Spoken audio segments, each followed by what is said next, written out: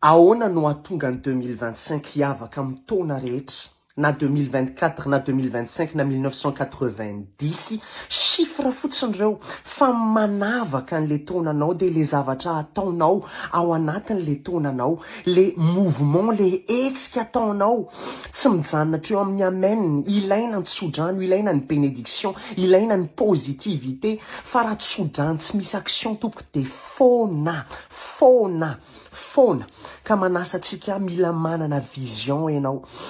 Raha tsy manana vision ianao de tsy misy direction, de raha tsy misy direction ianao de irenireny fotsiny.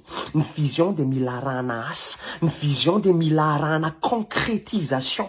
Andana miazakazaka any am'le nofonofonao, mijanona nofonofo fotsiny, nofonofo rehefa tsy mipasser à l'action ianao.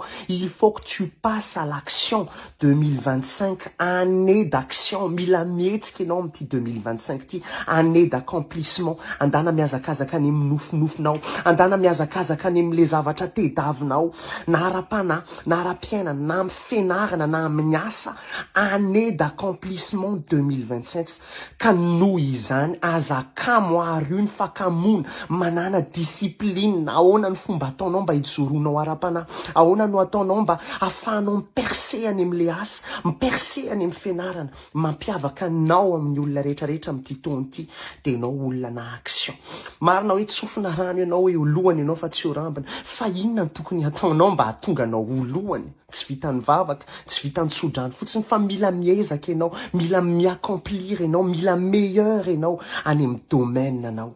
Isaky ny zoma ary manomboka rapitsoa manasa atsika tsirairay avy. Rapitsoka de miaraka amin'ny chef iajany mianatra mahomby, ifampizara fanalahidy hoe ahoana no ahafahantsika mahomby amin'ty taona ty gratuitement, manomboka amin'ny 4 ora sasany ao amin'ny Roxy Antaninarenina adiny 2 eo io fotoana eo.